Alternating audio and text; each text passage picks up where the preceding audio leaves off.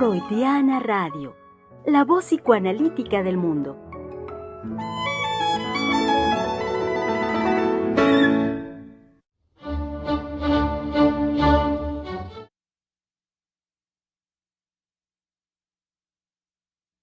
Qué gusto estar de regreso, estar aquí en vivo nuevamente con ustedes, querido público, en este su espacio, el espacio de la conversación en Freudiana Radio, la voz psicoanalítica del mundo.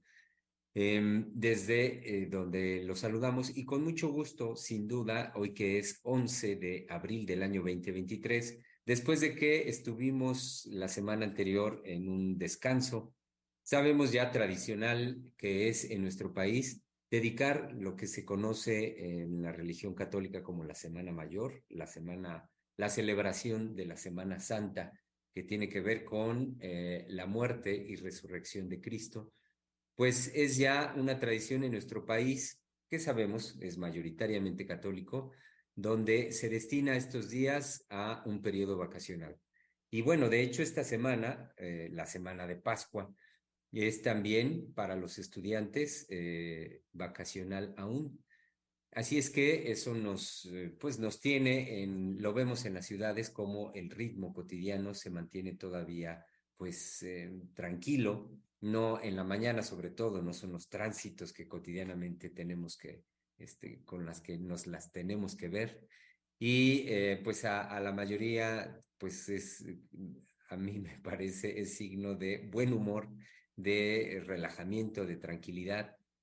Y bueno, y eso pues no impide que ya para nosotros aquí en Freudiana Radio, esta semana retomemos nuestras actividades en vivo, empecemos poco a poco a regresar de este periodo vacacional. Digo poco a poco porque simultáneamente el quehacer clínico del Centro de Investigación y Estudios Lacanianos también empieza a retomar actividad.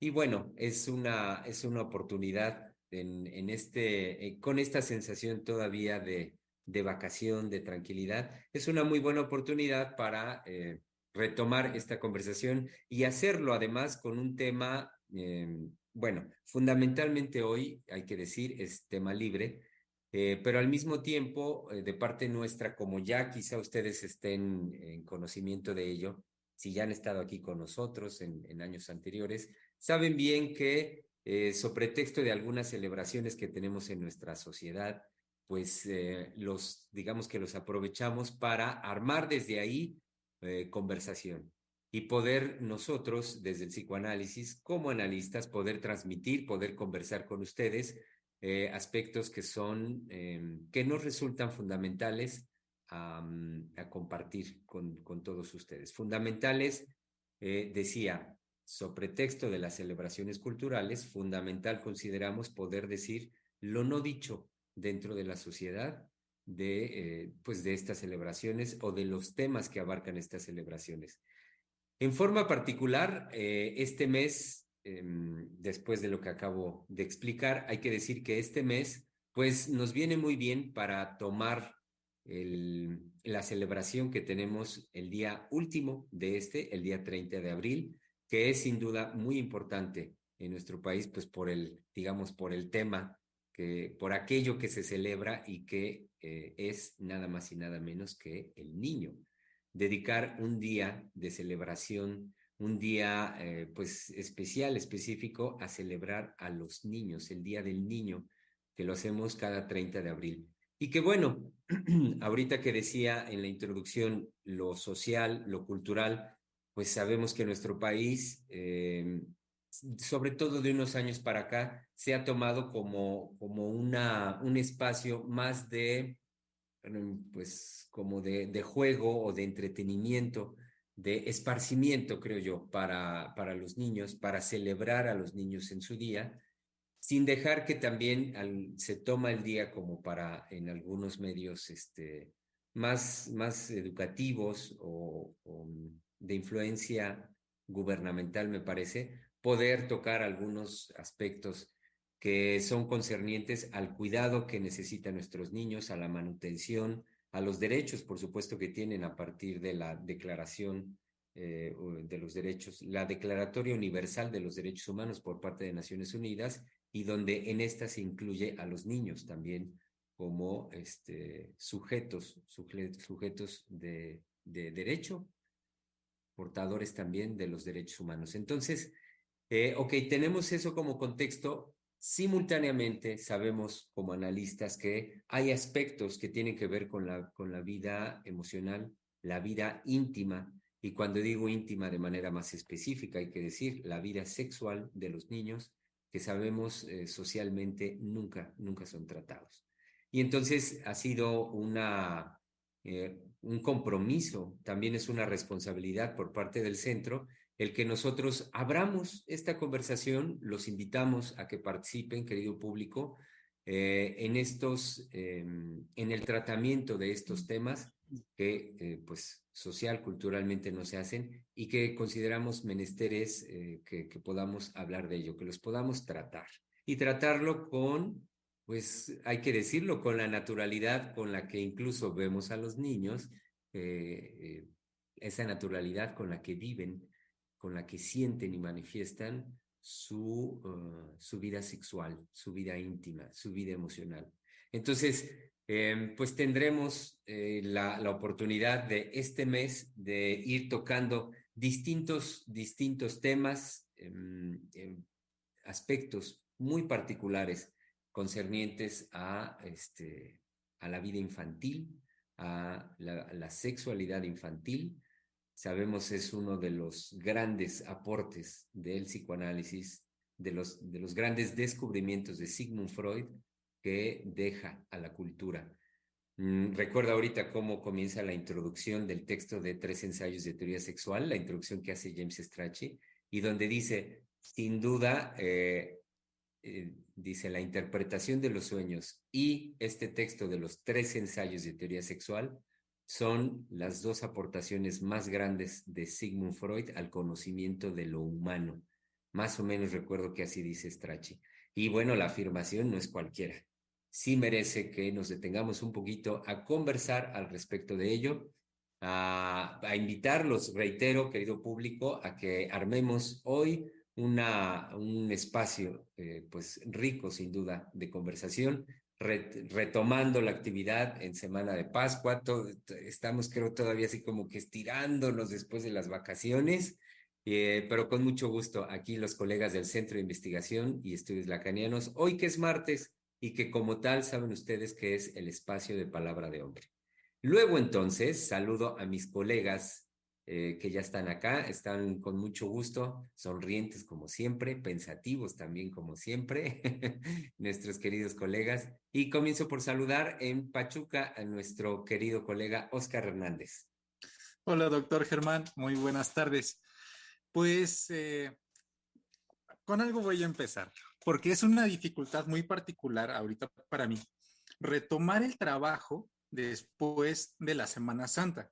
Uno cuando a lo mejor puede pensar que después de este periodo de descanso, este periodo vacacional, uno va a volver con esa batería recargada, pero la verdad es que de, de lo que uno se podría esperar, a lo mejor ahorita sí estoy con un poco, pero solamente un poco de la batería apagada. Pero eso no va a significar que me pongan a pensar, sobre todo con algo que me sorprendió en un principio, y es que antes de que iniciemos la transmisión de radio, el doctor Misael me menciona que este es el mes del Día del Niño, y entonces eso automáticamente me despierta porque yo lo veía lejano.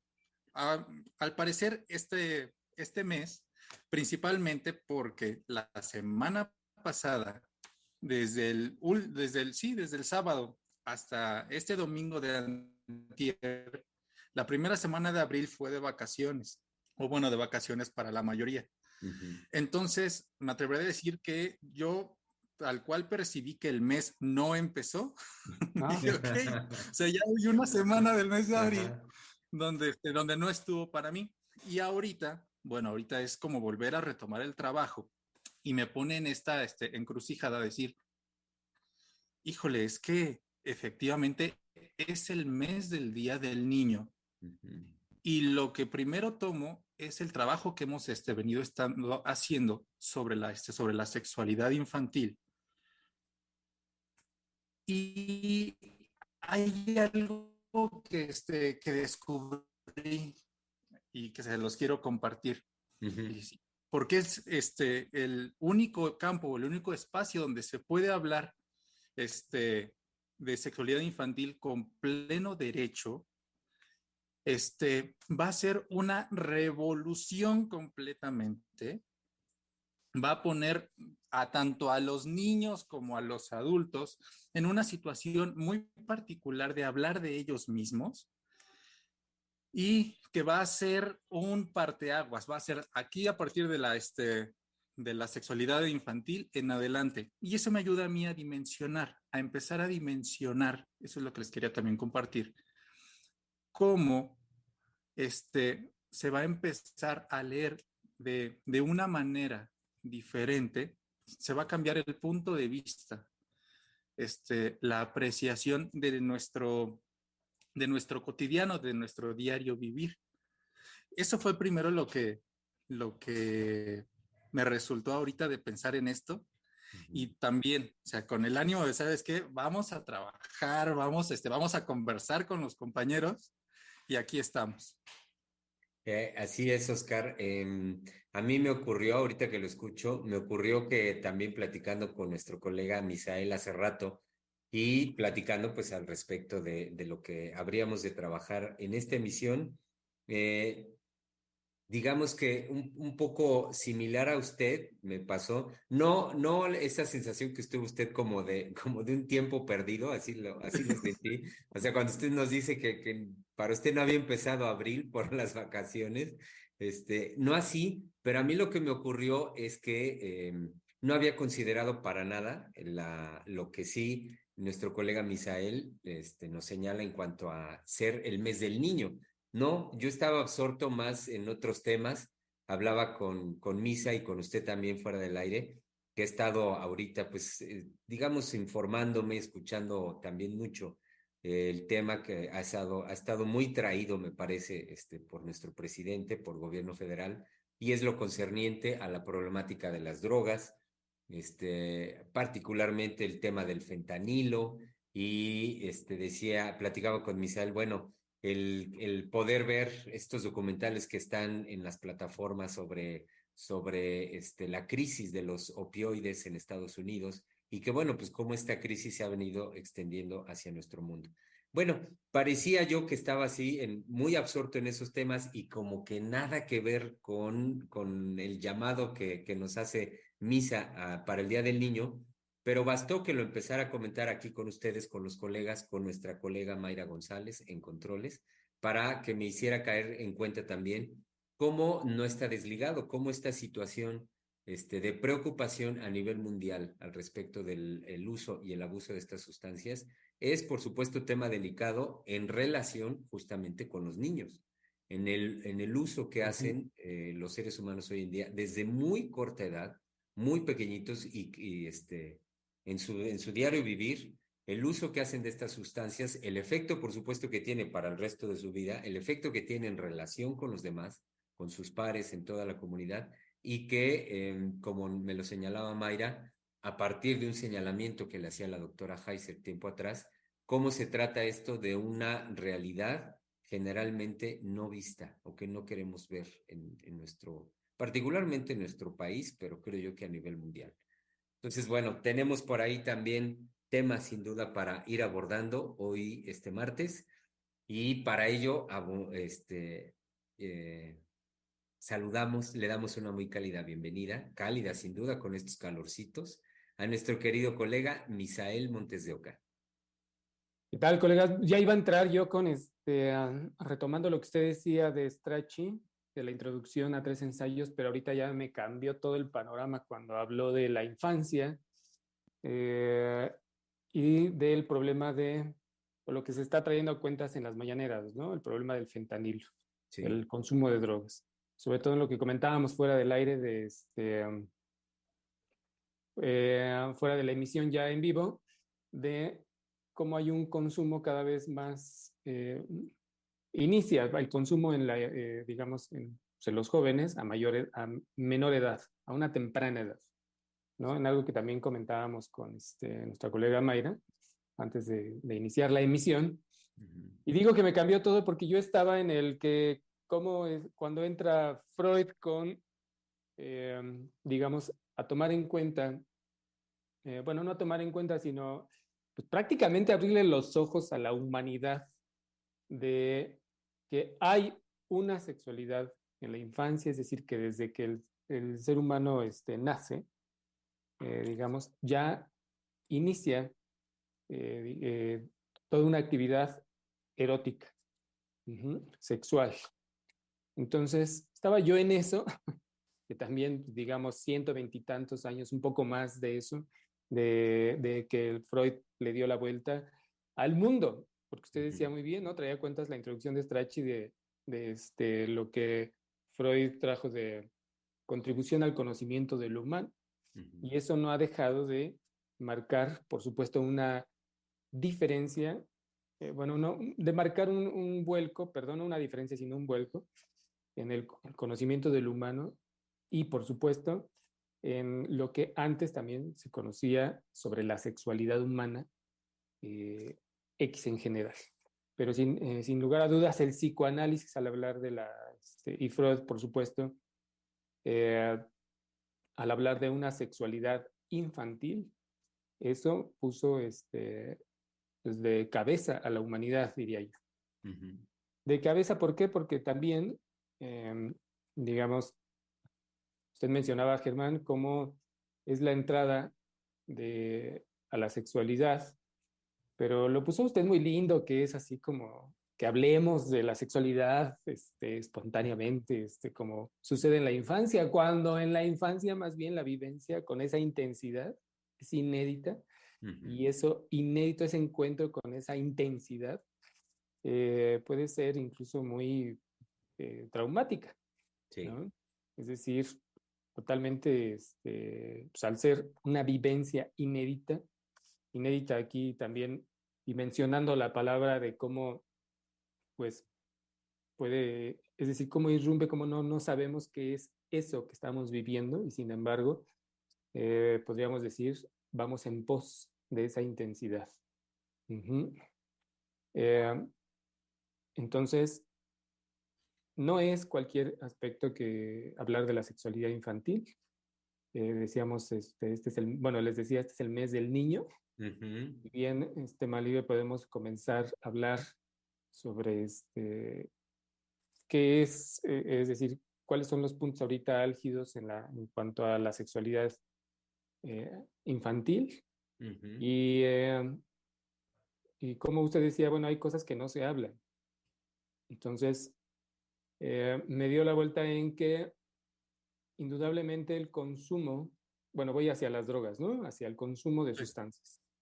El consumo ya inicia desde antes, cada vez con menor edad, ¿no? Les comentaba también que hay, en la universidad donde yo estoy laborando, hay una gran preocupación por todos los jóvenes de preparatoria, pero también podemos pensar desde mucho antes, ¿no? En todo nuestro país, porque sea como decir, parte de la economía que se ha buscado sanear y modificar como parte de la política del país ha sido, o de este gobierno, es que las poblaciones, las comunidades, no estén fundamentadas su economía pues en la siembra de marihuana o en la siembra de otras, en la siembra y en el consumo, ¿no? Digamos, que la economía de los pequeños pueblos, de las pequeñas comunidades, pues, esté fundamentada en eso. Por lo tanto, pues bueno, está más cercano a los jóvenes, tanto pues consumirla como considerarlo parte ya de su vida cotidiana, ¿no? Que así ha sido ya por muchos años. Entonces, por supuesto que en la búsqueda de una intensidad, y aquí me refiero a la vivencia propiamente en la infancia, digamos, pequeñines de 6, 7 años pueden ahora encontrarse con,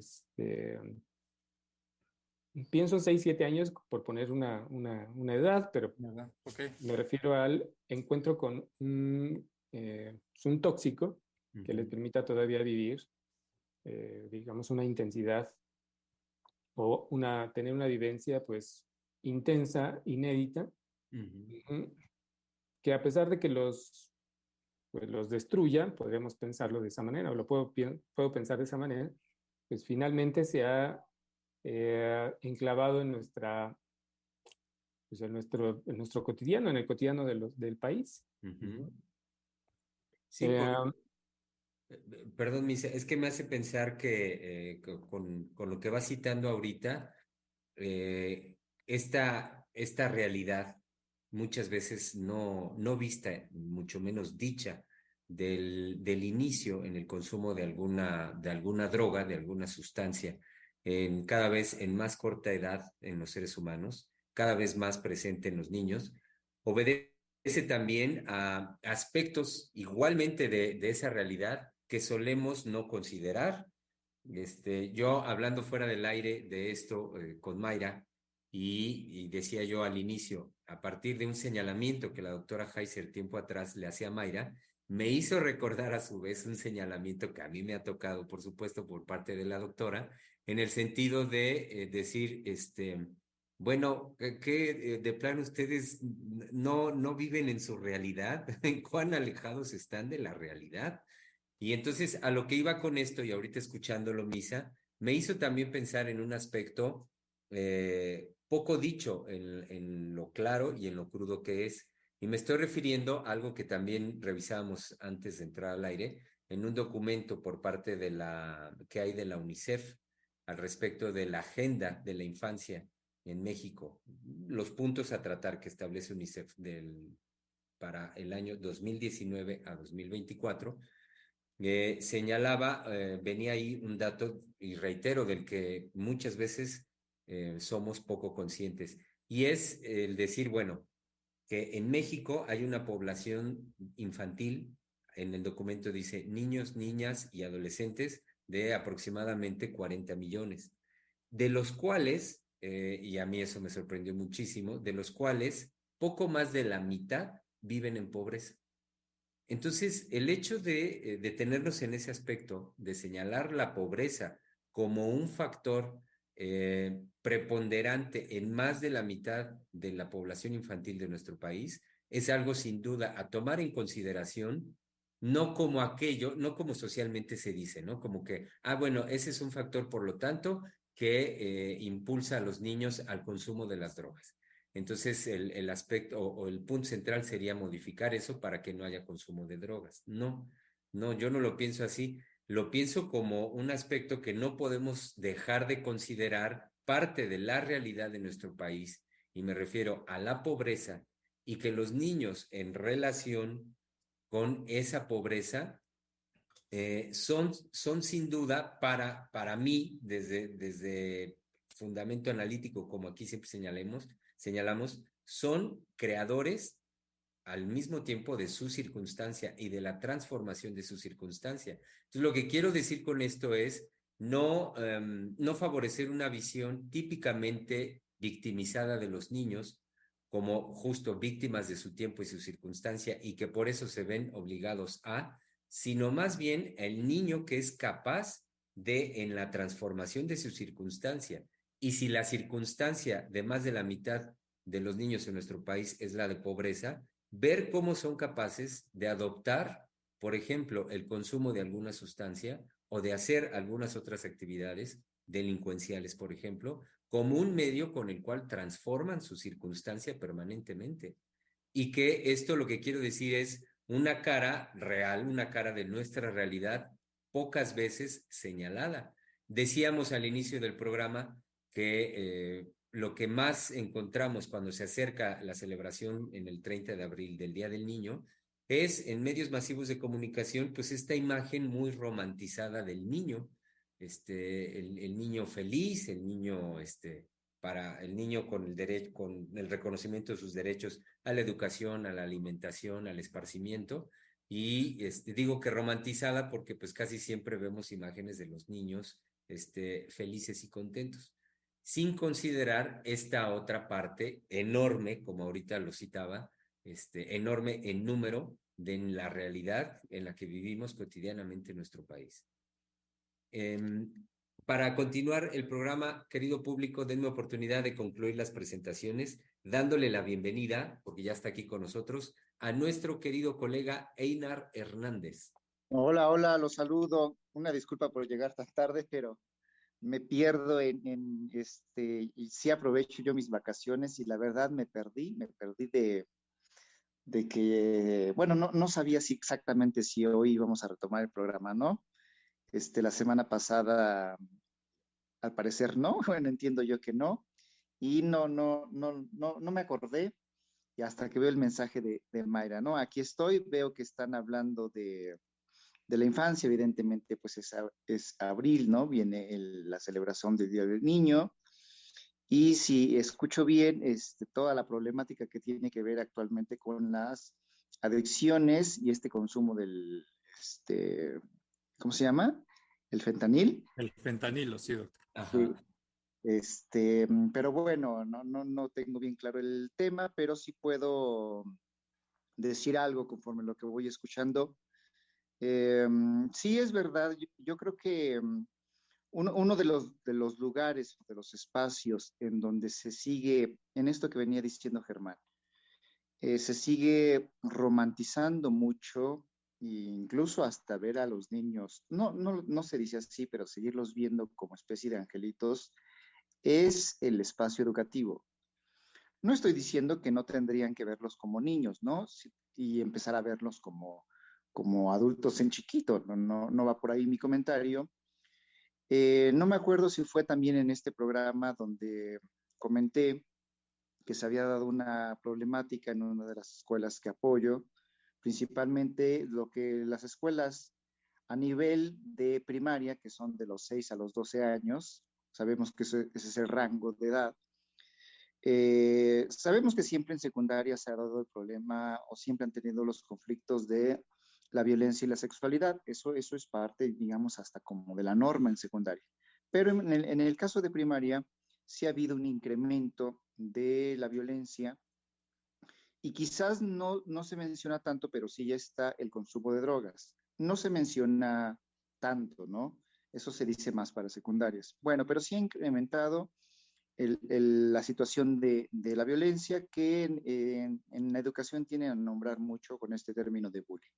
Bueno, y una de las cosas que yo comenté, insisto, no me acuerdo si fue aquí, es que los niños, al hablar con ellos, principalmente niños de cuarto, quinto y sexto, que son justamente los que ya van para secundaria, los que están entrando a la pubertad, y sabemos nosotros psicoanalistas lo que implica eso que en Freud está muy bien dicho como la metamorfosis de la pubertad. Eh, Hablando con ellos, la mayoría de ellos no son angelitos porque lo que todos ellos van diciendo de muchas maneras es que ellos no tienen un problema de conocimiento. Es decir, y lo digo así porque en la educación es asociado así, que los niños no conocen, no saben, ignoran las problemáticas y que por eso actúan así, en este caso, en el ejemplo de violencia, ¿no? Los niños no tienen ningún problema de conocimiento ni de saber, saben perfectamente qué está bien, qué está mal, qué es bueno, qué no, se saben los términos, conocen las problemáticas sociales, saben muy bien qué es la violencia, conocen de arriba abajo, a nivel de saber, ¿ok? A nivel de conocimiento. Saben muy bien qué es el bullying, en este caso, la exclusión, a quienes hay que incluir, aunque sean en estos términos pedagógicos, ¿no? No hay un problema de conocimiento. Y los mismos maestros, algunos de ellos que son un poco más interesados, se van dando cuenta, dicen, bueno, los niños saben muy bien lo que deben y no deben hacer. Sin embargo, no dejan, ellos lo dicen así, no dejan de comportarse de cierta manera. Creo que lo que no se ha querido escuchar a nivel de las escuelas, y que eso lleva más de 100 años y está dicho por Freud y expresado en los 3 ensayos de teoría sexual, creo que lo que no se ha querido escuchar por parte de los adultos, y principalmente en el sistema educativo y por parte de los padres, es la sexualidad de los niños. Como esta, lo sabemos, está ahí desde siempre y se va a expresar de ciertas maneras. Y creo que una de las formas en que se está expresando habría que ver cada vez más por qué. Habría que ver por qué, porque se está expresando cada vez más, es en esta expresión de la violencia y en el consumo de las drogas. Es decir, ¿qué es lo que, si es que lo puedo pensar así, qué es lo que está pasando en la familia, como primer lugar donde los niños son acogidos, para que los niños estén expresando su pulsión sexual, lo voy a decir ahorita, sí, bueno, sé que no son estos términos, ¿no? Porque tendría yo que explicar su expresión sexual por medio de la violencia y por medio del consumo de drogas. Porque los niños saben perfectamente lo que están haciendo, ya no quiero ser tan redundante, lo que deben y no deben de hacer, y sin embargo, esto se manifiesta y cada vez se manifiesta de una forma más intensa, y los maestros, independientemente de que no quieran reconocer o que no esté en su formación el reconocer la sexualidad, cada vez menos tienen posibilidad de hacer un manejo o hacer una orientación sobre esto. Entonces, sí, me parece, con esto quería comentar que me parece que los niños son lo que usted decía, Germán, creadores de sus circunstancias, y no son ningunos ignorantes de la realidad en la que viven, ¿eh? Saben muy bien la situación de pobreza, saben muy bien de qué familia pertenecen, cómo se dan los manejos en la colonia, saben en qué andan metidos sus padres, saben el tipo de relaciones que tienen, saben si los padres se dedican a vender drogas, saben los niños el poder que pueden tener con eso y cómo pueden amedrentar y servirse de eso para incluso amenazar a los maestros, saben todo lo que, de lo que está a su alrededor. Bueno, ahí me detengo, Sí, no sé sí, tanto creo si que no vaya... es en esto que usted dice de no es un problema del conocimiento. Vemos cómo no va lo erótico, no va en una línea del saber. Es decir, de que los maestros inculquen, no estaría nada mal, inculquen a los adolescentes o a los niños en la primaria de cierto conocimiento en relación a su sexualidad, aunque sabemos que la sexualidad que se habla en las primarias es, digamos, a nivel de la anatomía, Sí. también al nivel del cuidado, pero que los maestros en la expresión que usted nos trae también no los pueden, bueno, voy a usar la expresión, no los pueden controlar, no los pueden contener. Y usted decía, ya desde el hogar vemos que hay una carencia de ese ordenamiento. Hay una carencia de ese ordenamiento, es decir, ¿de cuál ordenamiento? Pues finalmente, a mí me hizo pensar rápidamente en el amor. Es decir, o al menos, si no es por la línea del amor, sí de ordenar a los niños y a las niñas en la infancia, con, pues, digamos, con algo que les pudiera dar un referente en relación al mundo que van a enfrentar. Pero Sí, vemos que cada vez menos ya no es de esa manera, ¿no? sí, ¿no? Incluso ahorita como una analogía a lo que estaban comentando ahorita, sobre todo el doctor Einar, dije, ok, o sea, ¿cómo viene desde hace 2 o 3 semanas cuando fue lo que el señor presidente estaba comentando sobre el fentanilo? Y posteriormente hay, bueno, un cese de la venta del fentanilo. Se van agotando las reservas, así lo puedo poner, se van agotando las reservas de otros medicamentos, de otros opioides inhibidores del sistema nervioso que la gente podía comprar ya sea con receta o sin receta, o sea que estaban al alcance de las personas. Y casualmente, ahorita que es las vacaciones de Semana Santa, yo veía en las noticias cómo había repuntes y repuntes y repuntes de violencia, no solamente entre criminales, sino accidentes automovilísticos sumamente fuertes, sino disputas entre turistas. Y digo, pero es que, ¿a qué punto? Platicando con un médico me decía, Oscar, es que necesitas tener cuidado. Le digo, ¿cuidado de qué? Dice, porque ahorita la gente está extremadamente intranquila de que no hay medicamentos que les calmen la angustia, que les calmen la ansiedad, que les quiten, ok, aparentemente, porque no, eso jamás se quita, la angustia no se quita. eh, pero bueno, en esta línea es como, si lo puedo decir, como un efecto de esta suspensión del narcótico va a venir en muchos casos en una manifestación de violencia. Entonces, de cierta manera, ahorita lo que les comentaba de la analogía, también como a los niños los vamos a mantener, pues sí, dopados, drogados, que no manifiesten la violencia, ya ni siquiera la sexualidad, que es la que queremos desplazar y que es lo que no queremos ver. Ya lo manifiesto, o sea, ya lo que nos está presentando el niño es una violencia. ¿Cómo no vamos a querer saber de eso, de esa violencia del niño? Sencillamente, bueno, ya sea medicándolo, drogándolo. No, pero ahora sí, por el lado de la violencia, pero también ha entrado como un juego. Ujú. Ajá, Es decir, de que han tenido retos, creo que nada más en secundaria, no sé si a nivel primaria, de tomarse un medicamento, me parece que es el diazepam o el ribotril, El ¿no? El diazepam. diazepam, Ya sepan.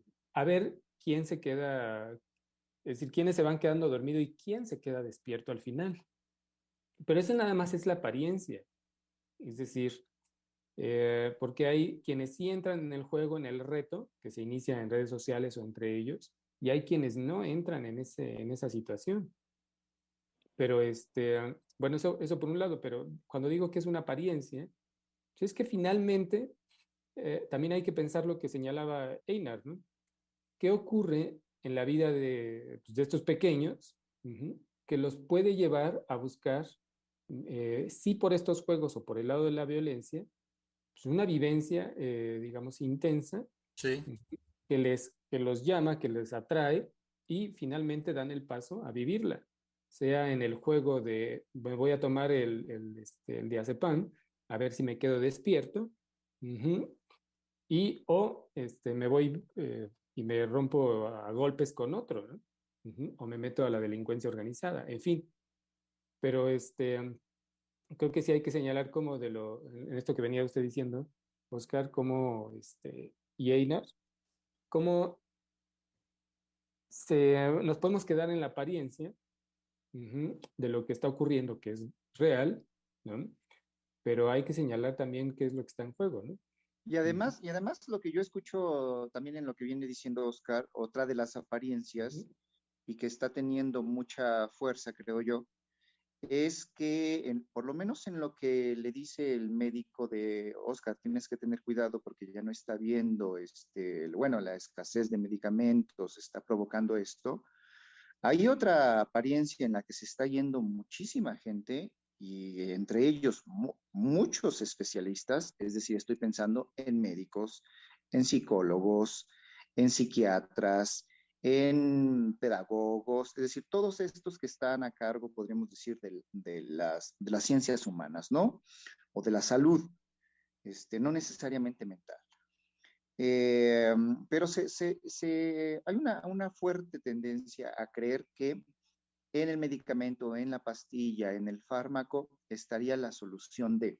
Ujú. Y este médico me parece, quizás me equivoque, me parece que es la visión que ya tiene muy bien introyectada. Es decir, cuidado, porque faltan medicamentos y pues eso es lo único que nos puede casi salvar. Digo, lo estoy exagerando. sí. Ajá. Es que no hay otra posibilidad. Entonces, en la medida de que falten los medicamentos que nos quiten la angustia, la ansiedad, el estrés, sabrá Dios qué, pues entonces estamos a merced de nuestros instintos, de nuestras pulsiones, de nuestras angustias, de nuestros impulsos, y pues no hay nada que nos salve. Y no puede hacer ahí el médico especialista un detenerse y decir, bueno, realmente el que haya medicamento es lo que a mí o a mis niños, a mi familia, a las personas que atiendo, van a llevar a una estabilización, a una salud, a un cuidado, a un prevenir, a un restablecer la situación orgánica en la que nos encontramos, a las crisis en las que vamos atravesando, que son parte de la vida cotidiana. ¿Realmente es el médico? ¿O yo ya estoy también enajenado en este movimiento, lo voy a decir así, de las neurociencias, en donde todo sería explicable a partir del cerebro y la solución siempre será el medicamento? Y ya estamos otra vez en la ideología de Estados Unidos, porque Sí, sabemos que Estados Unidos es un país tremendamente consumidor de fármacos. sí. Y que hoy precisamente, Einar, en la conferencia mañanera, tanto el presidente como el subsecretario de Salud, el doctor López-Gatell, hicieron, a mí me pareció un comentario muy preciso, una crítica de esas que viene muy bien que se hagan públicamente a esta dinámica justamente que vemos en los Estados Unidos, donde señalaban cómo el que ahora daban ellos la noticia de, recientemente se enteran, de la aprobación o la apertura por parte del gobierno de Estados Unidos a la venta de un fármaco, ahora otro fármaco, que serviría como un fármaco por cuya composición química contrarresta los efectos de opioides como el fentanilo, sería de manera inmediata una solución avalada por el gobierno para contrarrestar los efectos de los opioides. Y entonces el señalamiento que a mí me parecía muy atinado por parte, digo, tanto del presidente como el subsecretario, es decir, vemos cómo en Estados Unidos siguen favoreciendo una dinámica nada más de introducir paliativos sin ir realmente a acabo de repetir esta palabra que usted decía, Aina, porque me puso a pensar, ahorita voy a decir en qué. Sí, entonces decía, sin ir realmente a las causas, como el presidente siempre lo está señalando, a preguntarse por las causas y el origen de una problemática para tratar desde ahí realmente crear soluciones. Vuelvo a decir realmente. Bueno, entonces señalaban esta posición por parte del gobierno y que en esto, hay que decirlo muy claro, se siguen favoreciendo los intereses económicos de grandes farmacéuticas que operan en Estados Unidos, bueno, y a nivel mundial. Entonces, todo esto también, bueno, esto lo digo en función de aquello que usted ahorita me permitía pensar, Einar, cuando usted hablaba del realmente, porque con esta palabra lo que yo pensé escuchándolo fue en lo que me parece es la falta de al menos un momento o una posibilidad de preguntarnos por las causas. En este caso, de un estado de ansiedad, de una angustia o inclusive de aquello para lo cual se popularizó tanto el uso de los opioides, de un dolor. Ok, sabemos que hay dolores que son consecuencia de una intervención quirúrgica, de factores, sí, orgánicos, pues perfectamente localizables, pero sabemos que muchos otros no lo son. Es decir, a lo que voy con esto es a lo que sigue siendo una gran ausencia en nuestro mundo, en nuestra cultura, por la consideración de la dinámica psíquica en los seres humanos y cómo desde lo psíquico, desde lo emocional en cada uno de los sujetos, se juega en el origen mismo la creación de un estado de ansiedad, de una angustia y por supuesto también de un dolor.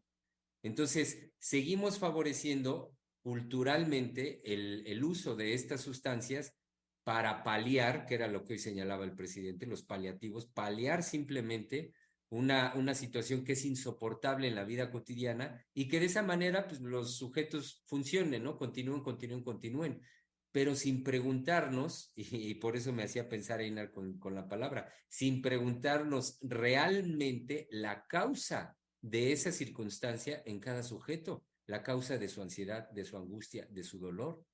Y que, como usted lo señalaba, el fármaco o el opioide que se utilice, bueno, va a brindar una experiencia sumamente satisfactoria para la persona por la suspensión del estado de dolor y de angustia en el que se encuentra. Pero sabemos, y eso los analistas sabemos, que ese estado, una vez que baje el efecto de la sustancia, aquel estado originario va a regresar sin saber la causa psíquica. Y es Bueno, la pregunta por la que seguimos, es la gran pregunta que sigue no siendo considerada en la cultura. Sí, Oscar, perdón. sí, y que los cuidados paliativos siempre tienen el fin de la muerte, o sea, también hay que decir eso. Cuando a alguien se le dan los cuidados paliativos es porque ya no hay nada que hacer, porque ya, por ejemplo, hubo un grado de enfermedad sumamente fuerte, que lo único que se va a tratar va a ser el dolor. Y entonces el cuidado paliativo es para que esa persona deje de bueno, más bien encuentre la muerte sin dolor. Pero ese es el fin del cuidado paliativo. No va en la propuesta de un empuje a sacar a salir adelante. Ujú. Eso es lo que se me hace muy fuerte Sí. en cuestión de este tipo de tratamientos, porque no hay una propuesta de vida, lo decía el doctor Michel, no hay una propuesta amorosa, sino ya veo como una persona desahuciada que el único recurso que tiene para dejar el dolor, o más bien para que aquello que le esté doliendo, pues no tenga esos efectos en él, es sí adormecerlo, pero ese camino va a conducir a la muerte. Ujú. No sin dejar de lado, ahí lo decíamos hace un momentito, para las grandes farmacéuticas que producen estos tratamientos paliativos, no sin dejar el enorme negocio que les representa el que la gente utilice estos tratamientos. Y por otro lado, también otro aspecto que no consideran para nada es la relación erótica que un sujeto establece con el uso de estas sustancias. La relación erótica, a lo que voy, es como una experiencia eróticamente satisfactoria.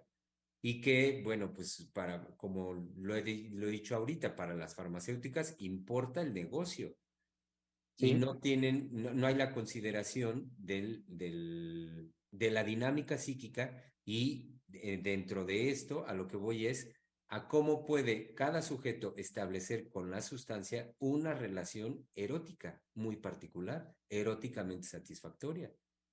sí, y ahí en ese punto, Germán me lleva a pensarlo, sí, bueno, me llevó a pensar en cómo ha entrado, digamos, el consumo de sustancias o de drogas o de medicamentos a la infancia. Y Exacto. Ya decía me- yo dónde dejamos a los niños. pero me llevó a pensar en Sí. este panorama que vienen, bueno, en estos puntos que van diciendo, en cómo para mí, en los ochentas, cuando yo era muy pequeño, la relación que yo tengo muy presente es que en la pobreza, es decir, en los barrios bajos de México, se podía usar los inhalantes para mantener a los niños sin hambre, ¿no?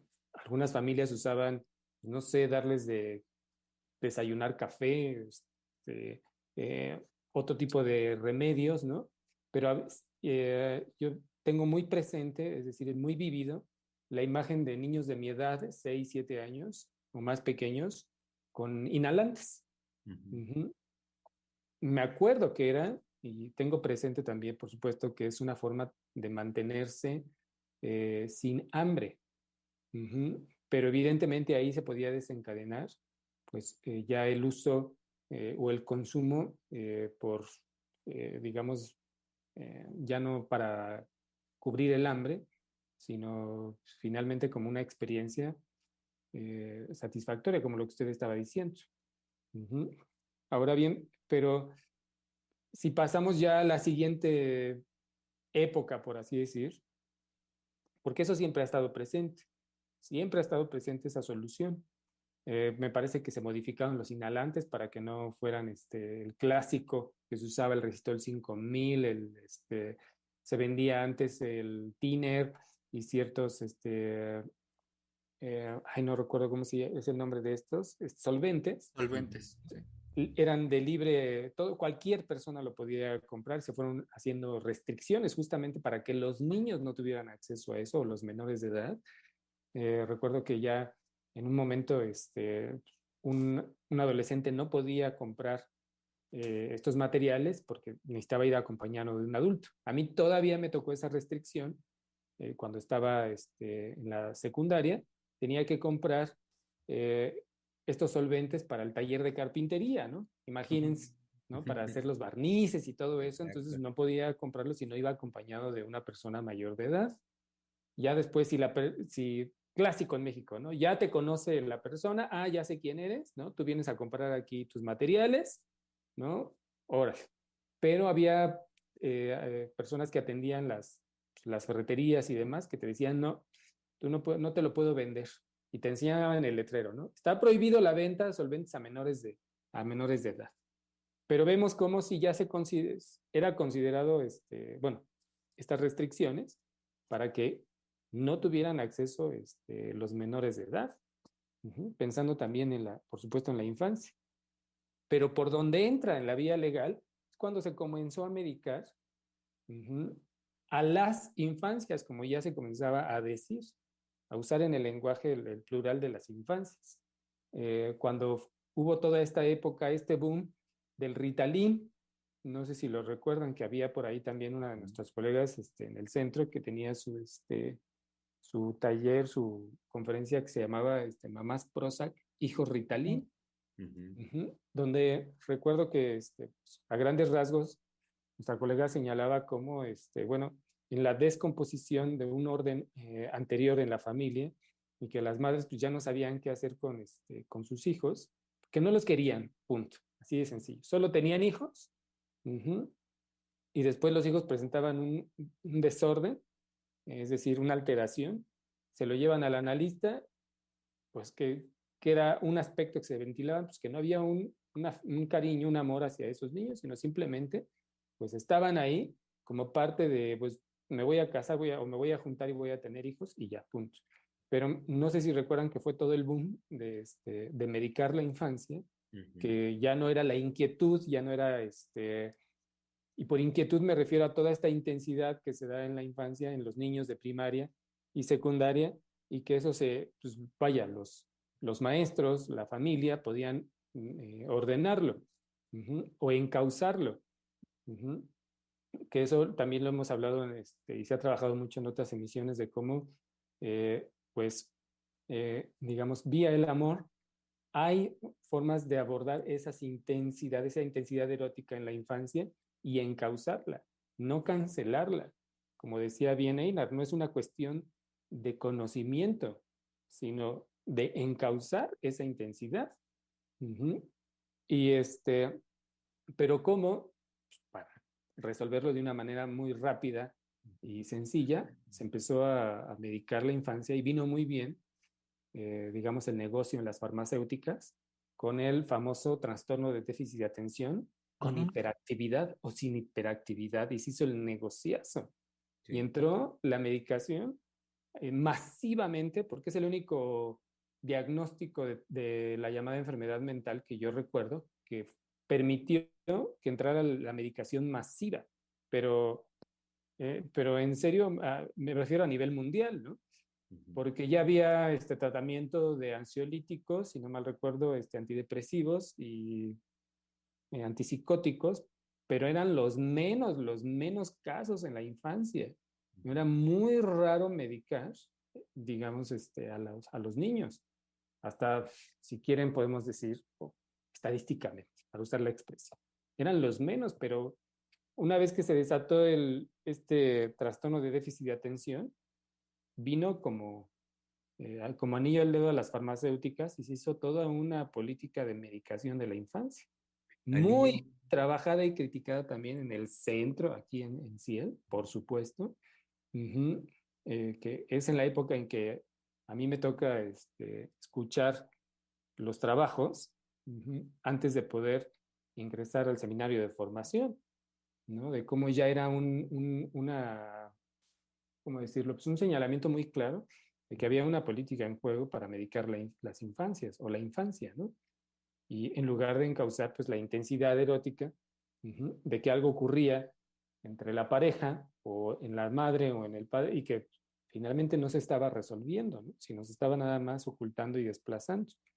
Pero ahora creo que estamos en un momento muy álgido y muy difícil porque está entrando este consumo no nada más del fentanilo, porque el fentanilo está ubicado en los adultos, ¿no? En los que tienen problemas de dolor, ¿no? De post cirugía. Pero la cuestión, creo que es grave, es que está entrando como una epidemia. Es decir, es incontrolable. Para que el gobierno ya tuviera lo que usted nos comentaba, Germán, antes de estar al aire, para que ya tenga va a tener su espacio para informar. Y qué bueno que este gobierno ha sido de esa manera. Quiere decir que la situación es grave, es decir, que ya bueno, en cuestión de números, es grave. Entonces, a mí me da la impresión, me atrevo a decir que está entrando como epidemia este consumo, pero como antecedente en el país, desde los 80s, tenemos el antecedente de la siembra, porque esa es toda la economía que se gestó, de la siembra, para la manutención de las comunidades, que eso es lo que se ha buscado revertir con los programas de Sembrando Vida, ¿no? ¿Y qué tienen los niños a la mano para jugar? ¿Qué van a tener los niños a la mano es decir, en su vida cotidiana, no nada más para jugar, sino en su vida cotidiana?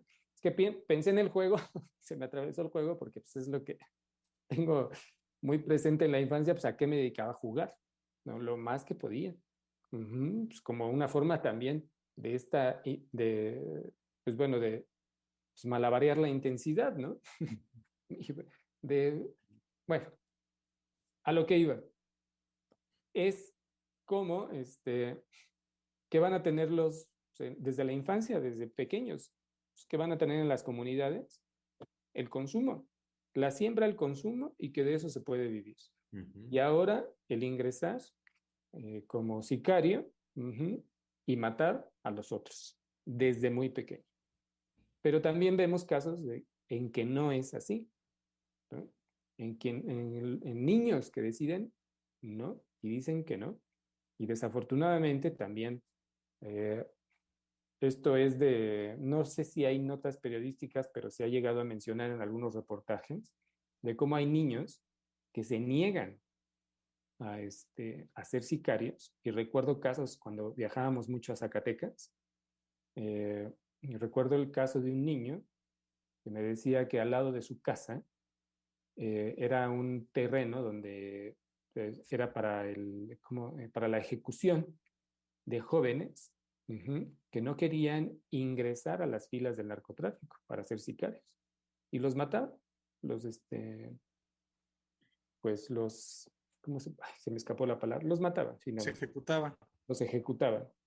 Pero también han llegado a ejecutar y a desaparecer niños que están aptos para usar un arma o para hacer, ¿cómo se llama esto? Los que van vigilando.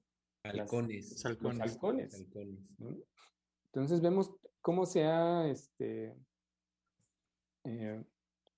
bueno, es todo lo que me llevó a pensar ahorita que los escuchaba, de cómo en cuestión sí del consumo de sustancias, pero también de cómo se ha venido modificando el panorama para los niños, ¿no? El panorama, ya que lo escucho, Misael, el panorama de vida. Me lleva de inmediato a preguntarme cuál es el panorama, cuál es la perspectiva de vida que le ofrecemos a nuestros niños en la actualidad. ¿Qué perspectiva ofrecemos a la infancia de un futuro? Sí, diga. Y es que es muy, voy a usar esta expresión, muy apetecible tener a la mano el vivir una intensidad sin ninguna consecuencia. Me refiero a la delincuencia, me refiero a todo lo que ofrecen el crimen organizado, como se le ha llamado, en fin. sin ninguna consecuencia, me refiero, mira, tú puedes hacer tal cantidad de cosas, ¿no? Desde robar, delinquir, imponer tu ley, porque vas a traer tu arma hasta matar al otro sin ninguna consecuencia. Y sabemos que eso, en una dinámica erótica, pues es muy apetecible, decía yo. Ujú. Pero no todos, también hay que señalar. Hay quienes les ha costado la vida por decir eso no es para mí. Entonces tenemos, bueno, yo al menos presentaría estos, como, es que no quiero decir, hay quienes han entrado y hay quienes han resistido, ¿no? Sí. Definitivamente. Y bueno, voy a ceder la palabra porque...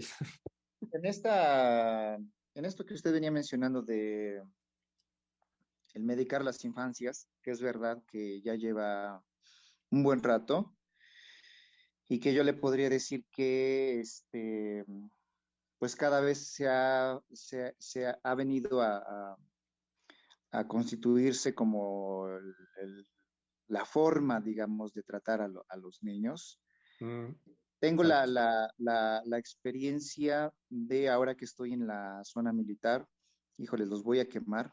Me da pena, pero los voy a quemar. Pero lo digo más bien como para ilustrar hacia dónde va esto de la medicación de las infancias, ¿no? Por ejemplo, acá en la zona militar tienen el hábito de que en cuanto los niños van presentando manifestaciones, vamos a decir así, que no corresponden con lo esperado, con la norma, es decir, que va habiendo, no sé, dificultades en su desarrollo, que no adquieren el lenguaje inmediato, el habla inmediatamente, que van teniendo dificultades de aprender desde que los meten en la educación inicial. Recuerden que ahora ya la educación básica es desde inicial, ya no nada más desde preescolar. Entonces, bueno, desde ahí ya va viendo tanto lo que los padres ven en los hogares como lo que se reporta en las escuelas. Cuando va viendo estas expresiones de que no corresponde al desarrollo, no corresponde a lo esperado, no corresponde a lo normal, el especialista a quien primero recurren es el paidopsiquiatra. Eso es interesante para mí porque anteriormente no era el primer especialista. El primer especialista era el médico general, ajá, el psicólogo. La abuela. Bueno, pero acá hablo ya, digamos, como de profesiones. Ajá, Evidentemente eran lo que usted dice de la abuela. Me estoy saliendo del aspecto, Sí. sería salirse más bien del aspecto, de acá de los profesionistas o profesionales, ¿no? No, no, qué Sí. bueno fuera que se Es que recurriera a la abuela. era toda No, una no, especialista de, oye, ¿cómo uy, calmo sí. al niño? Pues dale este sí, té. sí. Órale. No, pues yo vengo, por ejemplo, lo digo rápido, yo vengo de una familia donde mi abuela era curandera y nos curaba a todos y de todo. Pero ahorita no te quiero tocar eso, porque eso es igual un tema bien interesante, ¿no? Qué bueno que estuviéramos todavía en eso. Ya no es tan así. Sí, ya. Celebro que el presidente quiera recuperar, quiera instaurar en este país una... Ay, Ah, micrófono. ya nos cerró el micrófono. Es que me entran las llamadas, perdón, y que parte de su proyecto sea pues recuperar la identidad y todo lo que es las tradiciones. Eso lo celebro de verdad mucho porque de verdad que se ha perdido y yo lo veo en las escuelas. Bueno, voy al punto. El primer especialista es el paidopsiquiatra. Y el paidopsiquiatra, basado en esto que también conocemos algunos, no sé qué tanto la gente que nos escucha, esta medicación de las infancias se ha soportado por este manual mundial que es el DSM, que va en su versión 5. Y que sabemos que la versión 5, aquellos que lo hemos revisado, pues hay diagnóstico para todo.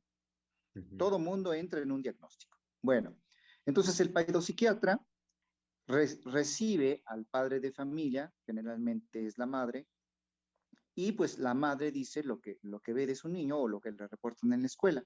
Bueno, esa pequeña charla, porque es una charla, ni siquiera es una anamnesis, no es una exploración, no es aquello, no es todo ese historial clínico que antes el médico general sí hacía, y que no solo hacía una exploración física, sino hacía toda un proceso de anamnesis, ¿no? Construir toda una historia clínica de ese pequeñito.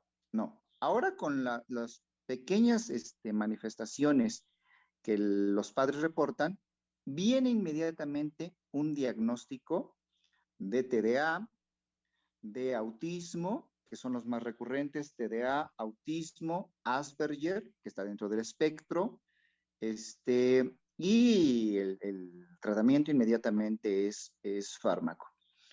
Y no saben ustedes, yo, digamos, la lucha que tengo que hacer en el sentido de ir, cuando voy escuchando a estos padres, ¿no? Que pues ya vienen con estos diagnósticos a las escuelas, que tienen que entrar a los servicios de USAER, que así todo es como automático, ya no hay ese detenerse.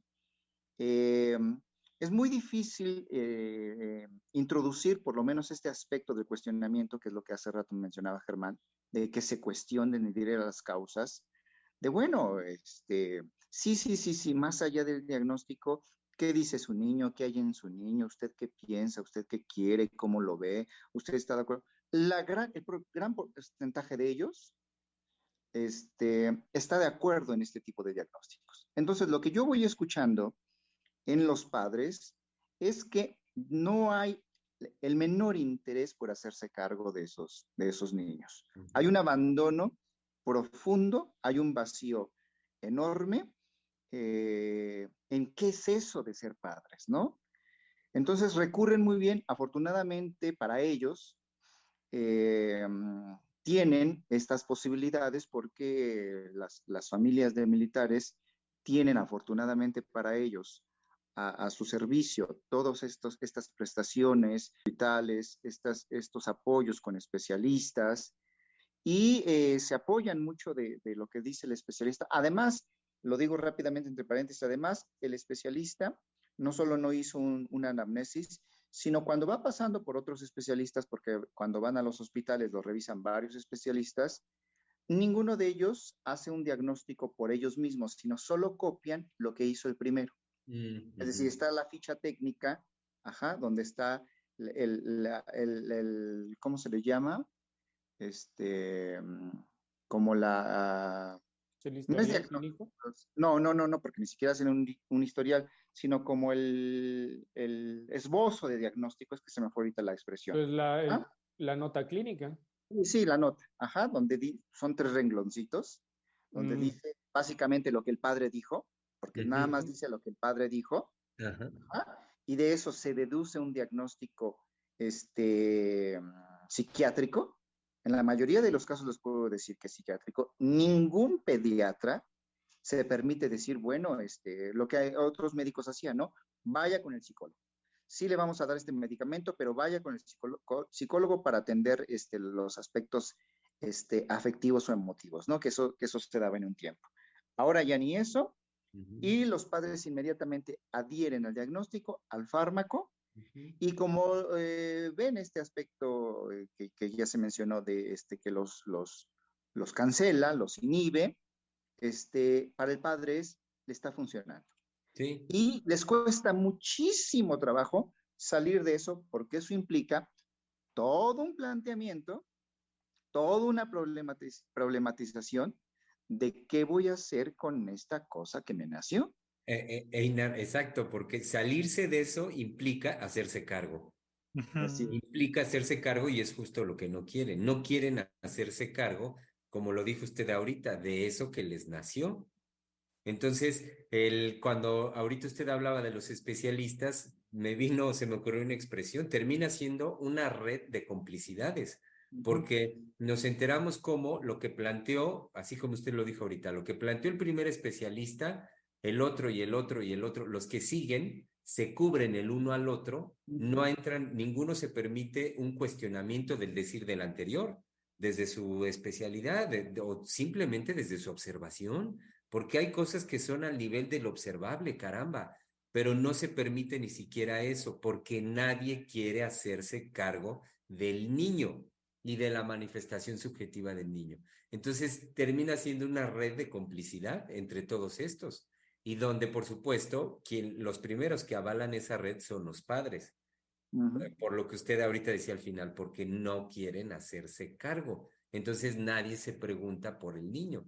Y luego, incluyendo al sector magisterial, últimamente están, pues muchas de las quejas, o una de las quejas centrales que tienen, es ahora cómo experimentan que la Secretaría de Educación les han achacado la responsabilidad de hacerse cargo de esto que han llamado como la parte socioemocional. Y entonces desde ahí el maestro hoy en día, pues siente asumir, o ya le encargaron que tiene que asumir de qué manera va a brindar ese soporte emocional que necesitan los niños hoy en día. Y que sabemos en realidad es la desatención absoluta de sus emociones que viene desde casa. El abandono amoroso, el abandono afectivo que viene desde su casa. Entonces, vamos llegando nuevamente a este punto de un gran vacío al respecto de preguntarnos por los niños, por el quién se hace cargo amorosamente, sobre todo hoy, de los niños. Híjole, es que la expresión que dijo Einar de la forma de tratar a los niños, la forma de tratar a los niños es principalmente el medicamento o los especialistas, porque necesito todo un recorrido por los especialistas, es terrible. Pues a mí me dejó frío ahorita esto del, bueno, esta es la forma de tratar a los niños. Cuando antes, por eso yo trataba de decirle, bueno, pues las abuelas, ¿no? Las abuelas. Mínimo para colocar ahí un respiro de que, bueno, pero no tiene, es de llenarse, pues en este recorrido es como, pues bueno, están los especialistas, está lo que diga la ciencia y me amparo de eso, y ya lo que diga mi hijo o mi hija, pues eso es así, lo de menos, ¿no? Con tal de que ya me solucionen lo que está presentando. Por eso planteaba también que pues, es al nivel de una epidemia, ¿no? Sí. Y todos adhieren, porque en esto que mencionó Germán, y también los voy a quemar, los especialistas de educación especial, que es en la área en donde yo estoy, que estoy hablando de psicólogos, ¿no? De psicopedagogos, todo aquel que es especialista de educación especial, no cuestionan en lo más mínimo el diagnóstico con que reciben ese niño. Y aunque, como usted también bien lo decía, Germán, aunque ellos en su trato con los niños, en la observación diaria que van teniendo, en esa interacción que van teniendo con los niños, se den cuenta que el diagnóstico no corresponde, nada más con que vean que el diagnóstico viene pues de X hospital y ya con que diga psiquiatra, híjole, lo ven así como es Dios quien nos envió el diagnóstico y eso no se cuestiona. Y yo luego me peleo mucho con ellos porque tenemos nuestras reuniones y yo les digo, bueno, pero ¿por qué no pueden cuestionar los diagnósticos? Es decir, ustedes, me sirvo de eso, ¿no? Son también especialistas y ustedes de su observación y si ustedes ven que no corresponde, ¿por qué no podrían echar abajo ese diagnóstico y darle a ese niño, pues para empezar a verlo como niño, no como el Asperger, o no como el TDA, ¿no? O no como el autista. Y hay niños que de verdad, en lo más mínimo corresponde el diagnóstico. Uno dice, ¿de dónde se sacaron este diagnóstico de Asperger, no? ¿De dónde? El niño es un niño, pues normal, bueno, pero está atascado de diagnósticos. Entonces no es de gratis, es decir, que un punto que siempre he señalado es del aumento en suicidios en niños y en jóvenes. Desde antes de la pandemia, que ya era una cuestión grave de atención, que últimamente, bueno, ya no se ha mencionado, pero siguen es decir, el aumento en suicidio en jóvenes, me refiero a escolares, vaya, primaria, secundaria y preparatoria, sigue en aumento. Creo que el mayor número es la adolescencia, ¿no? Pero pues es que ya con esto, les digo, me dejó frío esta expresión de, bueno, la forma de tratar a los niños es o el medicamento, los especialistas, pero no así que la familia ampare, ¿no? Le dé lugar a la palabra de los niños o al malestar de los pequeños, ¿no? Y es que eso abre ahorita una posibilidad de la crueldad hacia el niño por parte de los especialistas y por parte de la familia. Entonces es cuestionar directamente si cuál va a ser la posición de los familiares y cuál va a ser el valor que tiene el niño frente a los demás.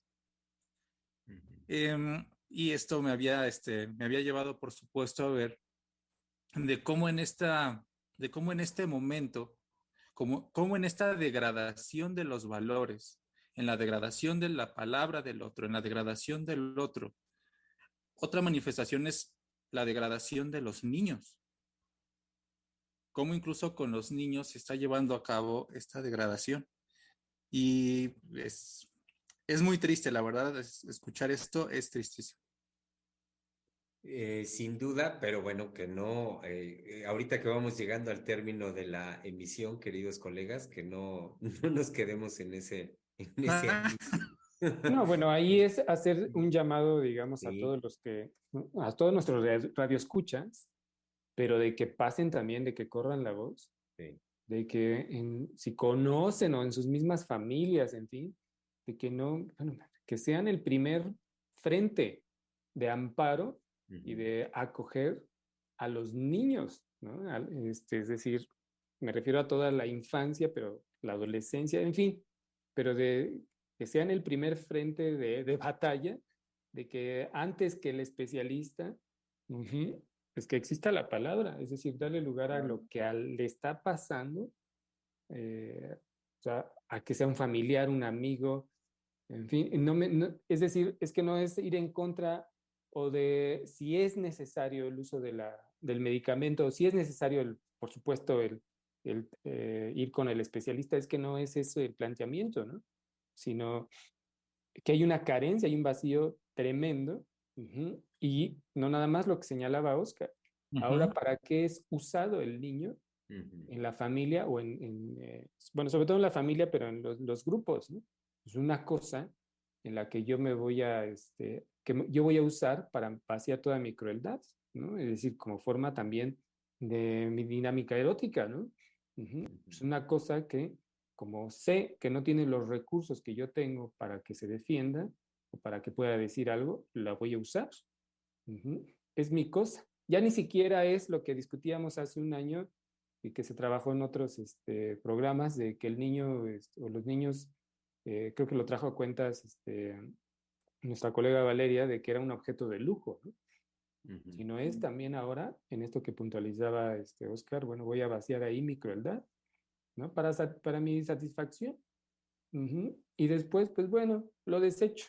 Hay que la sociedad, que los especialistas y pues a ver quién que se la pase medicado. Total, ya está resuelto, ¿no? Para eso está la ciencia, ¿no? A mí que me vienen a reclamar. Pero entonces sí hacer un llamado a nuestra audiencia de que, bueno, no quedarse con los brazos cruzados y hacer todo un frente, digamos, y un llamado a otros, de que eh, vaya, no es repetir formas anteriores, pero sí volver a tomar la palabra de los niños y ampararlos frente a este panorama. Sí, tomando su expresión, Misael, pudiera ser como el llamado a que cada uno de nosotros seamos ese primer frente de defensa del niño, justamente. Y sí, que no se trata, como decía yo, no se trata de cancelar la expresión de los niños, sino encauzarla. Es decir, porque finalmente luego a lo que se apunta con el medicamento es eso, ¿no? Bueno, ya cálmate, ¿no?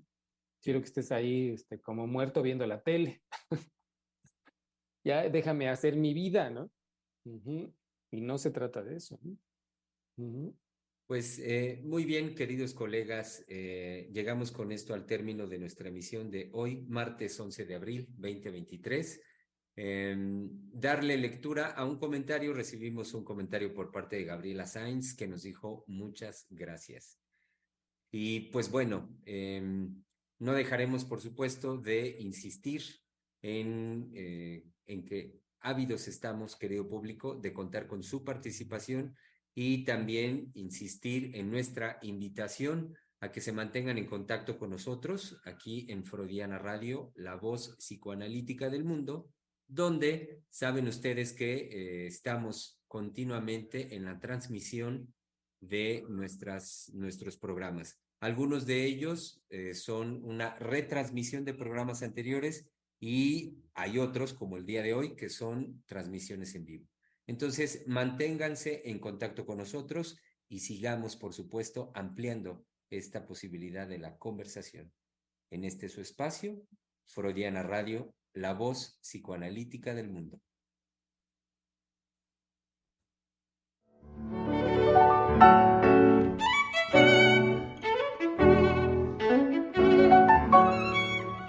Freudiana Radio, la voz psicoanalítica del mundo.